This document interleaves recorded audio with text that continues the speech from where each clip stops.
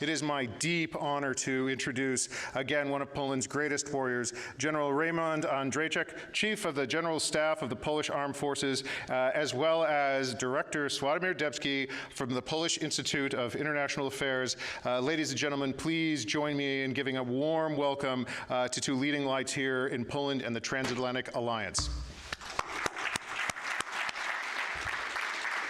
Over to you, Sławomir.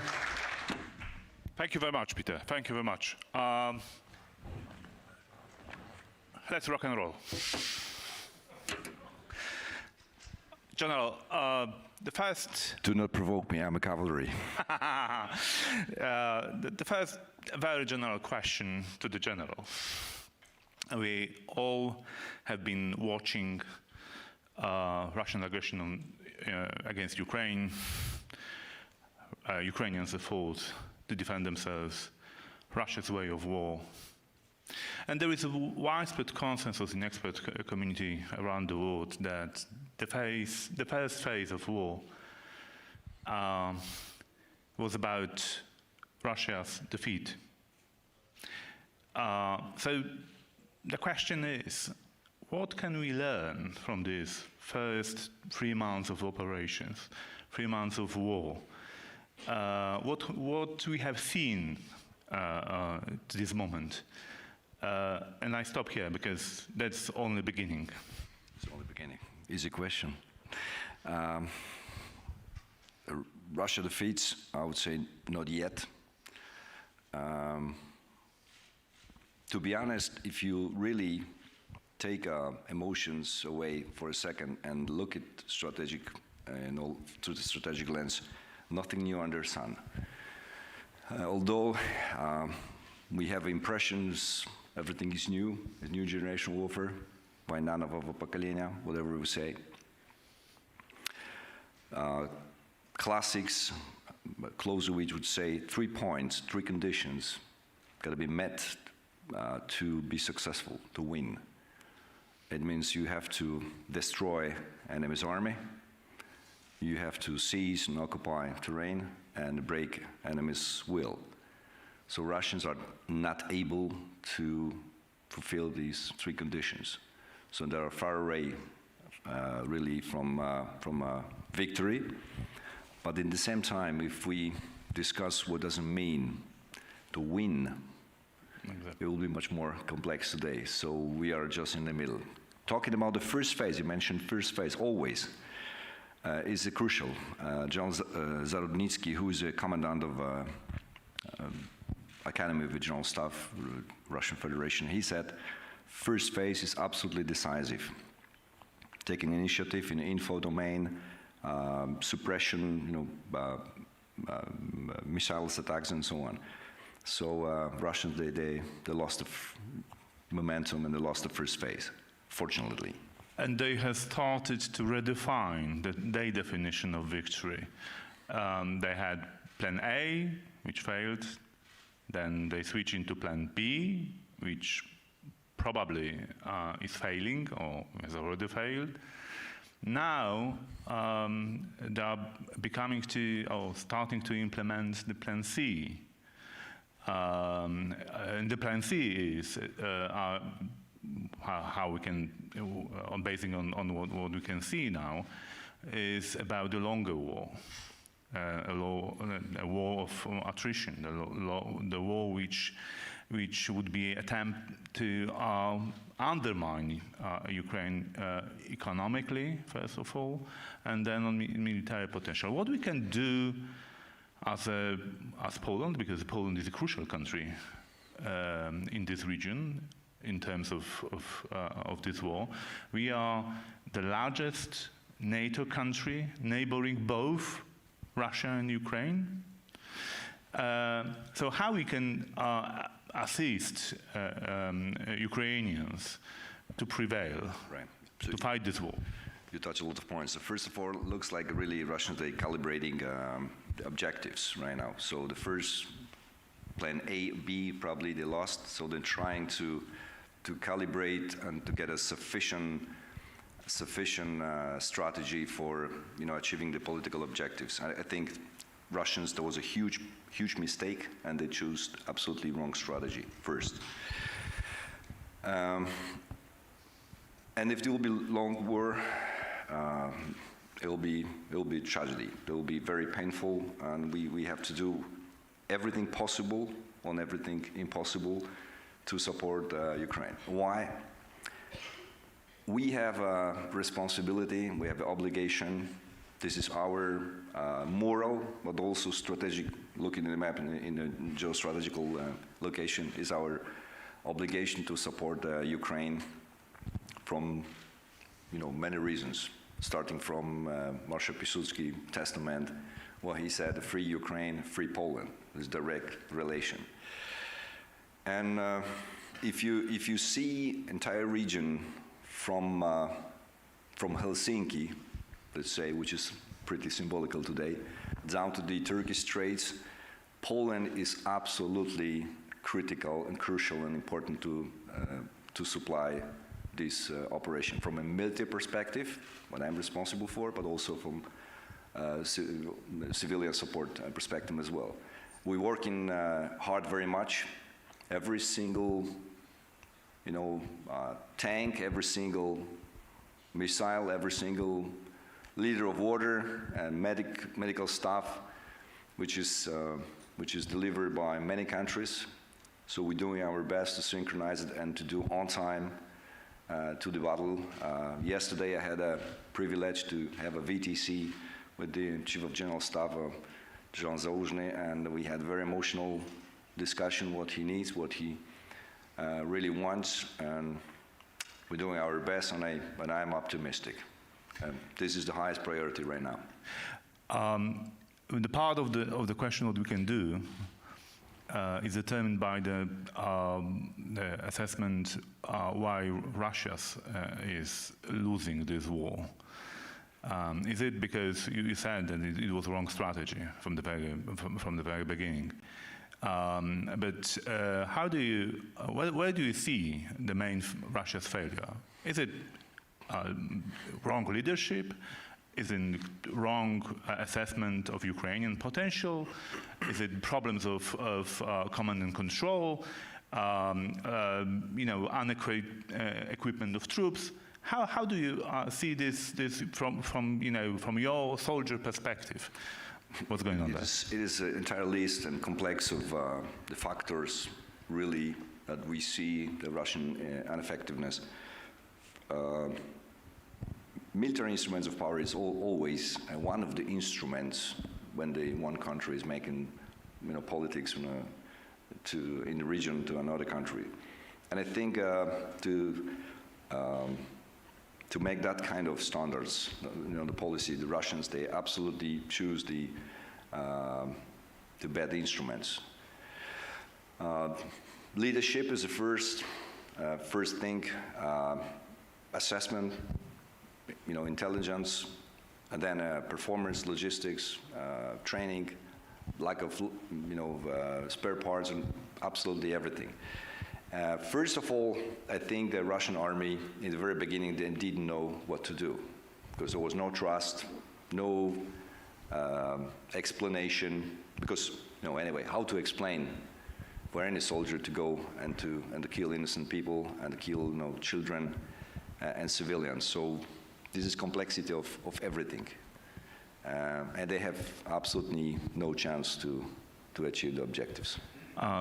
You have been just coming from the Brussels and from meeting your opposite numbers from allied armies. But before the Article 5, which is which is fundamental for allied assistance, there's Article 3.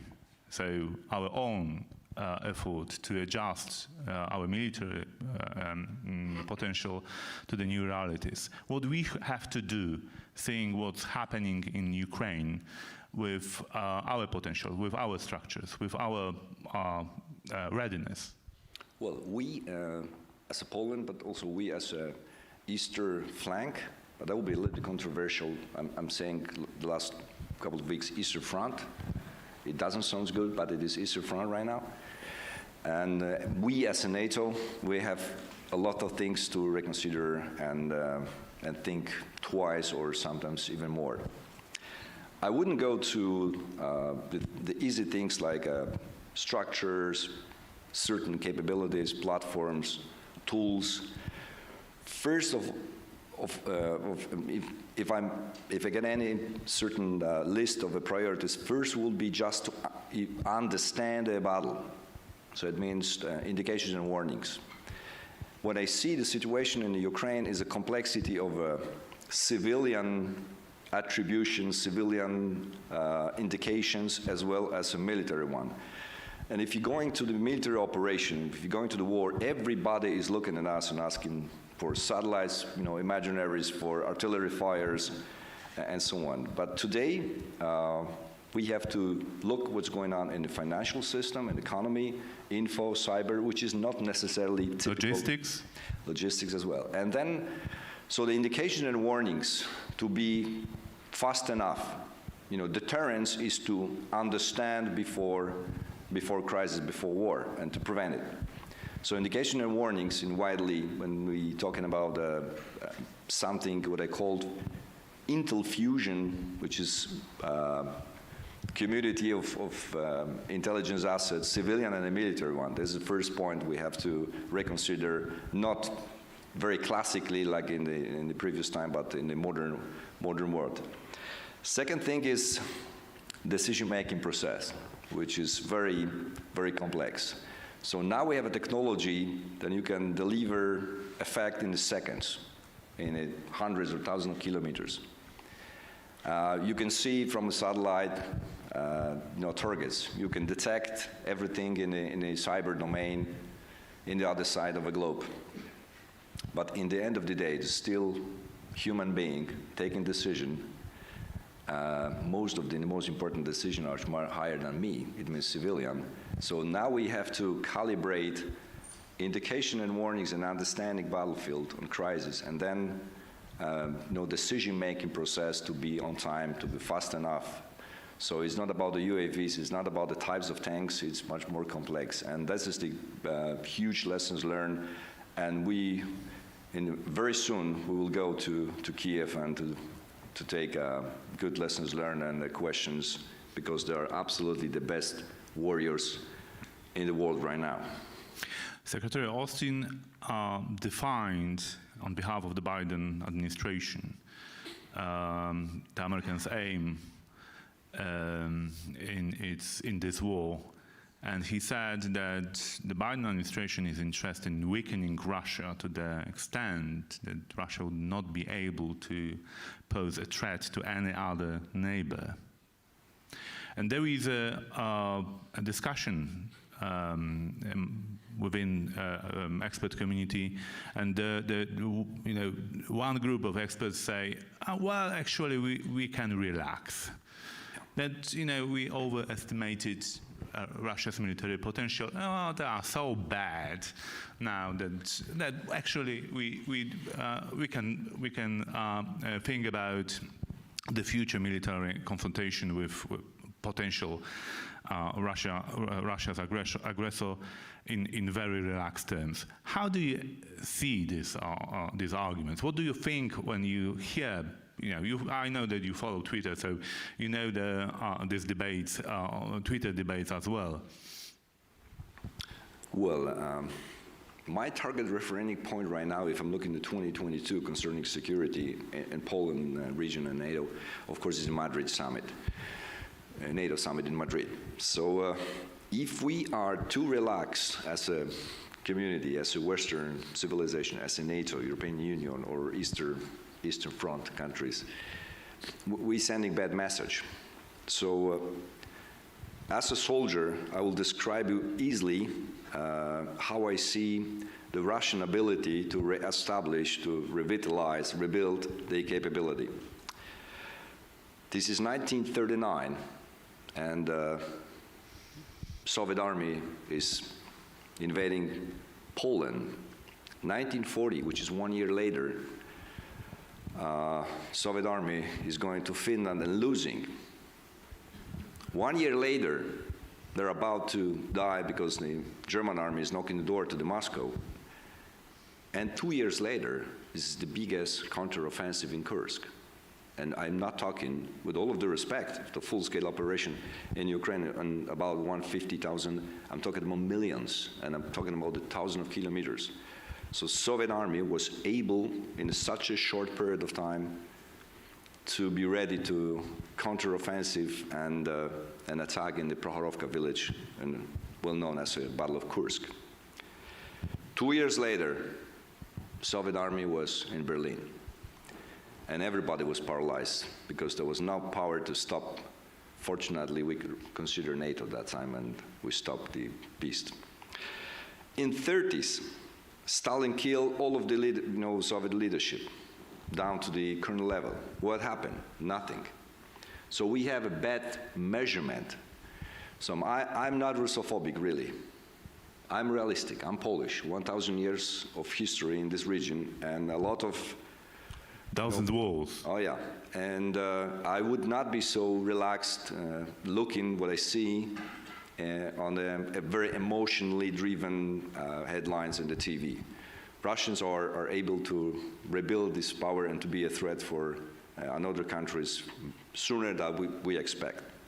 Thank you very much. Now is the time to open the floor for questions. Please introduce yourself first. Alina Frolova, Ukraine Center for Defense Strategies. Thank you, first of all, for all the support and for your very straight words. And the question is, from your point of view, what should victory look like? What it will be? And the second question, if NATO and EU will be too reluctant to demonstrate the ability and open door policy for Ukraine, what should be the security configuration in Europe? Do you believe in smaller alliances and new configuration of securities? Thank you. Thank you. Well, thank you very much for the question of the victory description. I think the first is a question for Ukrainians, because this is absolutely, you're right to say victory means freedom, means security, means no Russian troops, the boundaries. So our job is to support you in any possible, or even if it is not impossible, we should do it. So this is not easy. It's much more political question. I'm an active duty general, so my job is just to open the logistic hubs and channels and to supply operation. But I would say it's a great question for Ukrainians. And I think you know the answer. You know the answer. And the second thing, NATO, we taken as a Poland this responsibility. We would like to motivate everybody, to be mobilize, because we have, like you, no space, no time. We have. Although the Ukraine here is the most important topic, from the Polish perspective, Belarus is still the same story. This is not another one. Kaliningrad is the same. So our perception is very, very similar to the Ukrainian perception, and we have to send this message to every single capital and every single headquarters, which is my job, and to explain that we have no time and no space. Please. Thank you, Marcin Tielikowski, PISM. General, we heard in the previous panel that the force posture of NATO in the eastern flank requires an adjustment, and I guess this will be the topic of the negotiations prior to the adoption of the next strategic concept, the Madrid summit. But adjustments, to me at least, sound a bit moderate. Would you agree that we need a change in the philosophy of thinking about the defense and deterrence in the eastern flank, so that the forces need to fight from day one to deny Russia any entry into the territory of the alliance? And if this is the case, if you agree, then what would we need to have this sea change happen in the alliance? Thank you. I would say I don't want to fight at day one. I want to win day zero. That's the, changing the philosophy. So we have to be as strong, as sufficiently located, having sufficient capability, and presenting cohesion of our organization, our community, sending message, no way, no chance. So the entire discussion right now, some, part of the discussion is classified, I cannot tell you, I just came straight from Brussels, but looks very optimistic. Now we have to change a lot of things we already have, but in the same time we have a absolutely new good news from Sweden and Finland. This is not good news for Mr. President Putin, I think, but we have to synchronize everything what we have already and looking at, predicting the future, and the good composition of forces is absolutely critical right now. General Sławek, excellent discussion. Ray Wojcik from SIPA, Wolverines, and I think Peter Duran forgot to say that General Andrzejczak is known as the Sun Tzu of NATO, definitely of Poland. It was classified. Yeah, part was classified. General, just two quick questions. One, what would be your top 2 or 3 things you hope to see come out of the Madrid summit? That'd be one. And then what are you seeing? I know you're doing a very, very intense plan to develop your human side of the military, especially the NCO Corps. What are you seeing from Russia and then Ukraine and their intense capabilities of standing against the Russians? What does that indicate to you about what you need to do still on the personnel front? Thanks. Thank you, Ray. The Madrid summit, well, of course, there's many questions going from political channels. So I have only my military advice, military contribution. More troops, better capability, faster, much more effective. This is not complicated. With families or without families? Okay, I would say with bigger capabilities, long hands and good eyes will be very important. So let the politicians do their job. And you touch a very important point. The human factor. Nothing compares to what we see right now concerning human factor in Ukrainian army. Starting from President Zelensky, who is commander-in-chief in Kiev, down to the last private soldier fighting battle. It matters. Absolutely, technology, overwhelmed numbers is absolutely not enough to be successful. So will, understanding, trust, belief is crucial. One of the reasons, that's my observation, that the performance of the Russian army is so bad, because they don't have NCO Corps. If you're killing commander, there's no one taking initiative and command the troops. This is not command sergeant majors who are responsible for standards, for discipline. What we see in the brutal infos in the TV, it means this is a lack of leadership. Not only generals, but in entire army. Bad training. So the human factor and my investments are always number one. Soldier, human being, and then we have certain types of equipment, no matter what. So in this war and performance of Ukrainian army is the best lessons of a leadership and mission command. So it is not javelins, with all of the respect, no tanks and artillery. The Ukrainian soldiers' hearts and minds, that's the high-tech, effective combat systems right now. So very good question, and this is my comment I would like really to deliver. General Shuvaloy Majumdar from Canada's Macdonald-Laurier Institute. 2 observations. First, you've shifted language from Eastern Flank to Eastern Front, which I think reflects a really important reality.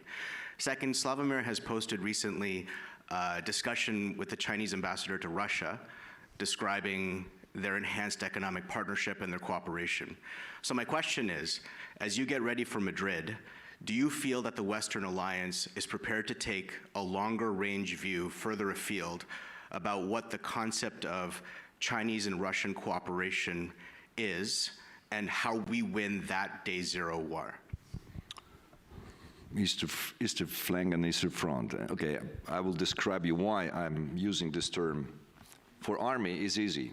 If I'm looking to my objective, to my or facing enemy, so I got someone in the right flank and the left flank and someone in my rear. So if I have only flanks, this is no front. Eastern front doesn't sound good historically. That was the reason that we used the phrase eastern flank. But unfortunately, Russians are using our correctness and exploiting for bad reasons. So Eastern Front, although we have bad relations from the past, is a very important message we have to describe, especially for politicians. This is no option. You on my right, you on my left. I need someone to support me from the back. But if I look in the front, this is my front. And China, we had an additional session in the Brussels last night concerning Indo-Pacific. So from a Polish perspective, here in conference in Warsaw, we are ground-oriented. We are historically 1,000 years here, but world is much more complex, and to understand economy, chain of supplies, business, trade, we have to take a distance a little bit from a map and try to understand globally. So China is not so far away. So one of the reasons that the additional session among the shots in the Brussels was because we have to understand all of the system. If Russia is changing attention and turning to the east, is another game changer, and it matters. It matters for everybody. So I would say in a long-term strategic view, it will be one of the very important points. However, I'm Polish, looking here, no time, no space. House of my neighbors are in fire. So my attention, my priority is to fix this problem, but keeping in my mind as well much more, long-term issues like China. So I would like to borrow two words you used, General.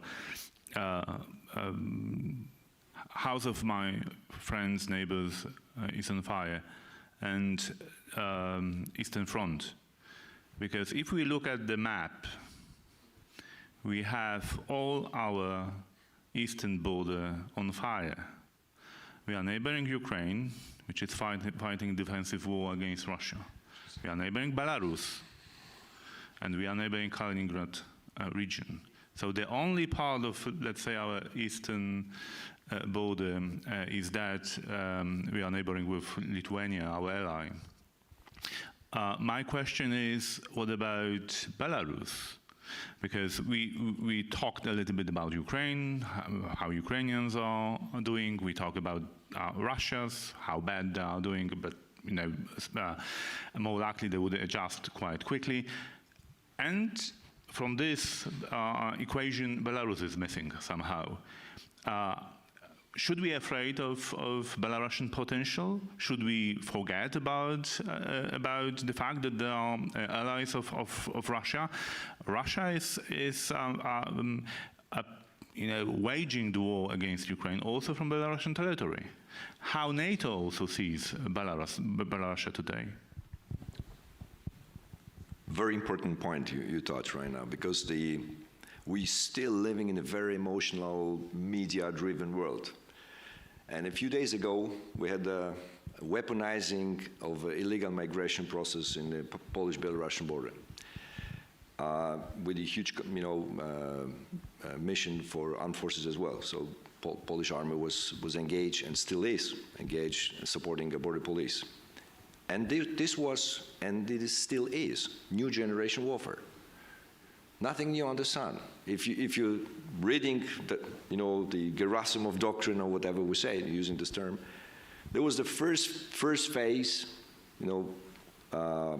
weaponizing illegal migration processes, and there was a lot of discussion, and in one day disappeared, which is absolutely wrong approach, because Belarus is, from a military perspective, is completely integrated, is part of the Russian army. Politically, still a lot of turmoils and question marks. And from Brest to the Warsaw is less than 200 kilometers. From Grodno is very close to the Lithuanian, territory and linkage to the Kaliningrad. So I would say not only Kaliningrad, not only Belarus, not only Ukraine, but also Suwalki corridor. That's my obligation in NATO, and I promise to my friends in Lithuania, Latvia, and Estonia, and I will keep this highway open. This is my mission. So Polish perception is very, very wide, and we feel this is a huge responsibility. Fortunately, we investing in defense, 3% GDP, 300,000 army, huge political support and social acceptance. So we do what we should do, but we would like to be motivation and energizing a little bit our friends to do the same. Excellent. Poland, General Andrzejczak, will keep Suwalki corridor open. And so I think that that's a very solid message, that we stick to our commitment. We are ready to do that. And now I would like all the audience to join me in thanking General Andrzejczak for being with us. He's one of the busiest men in Poland now. Thank you very much.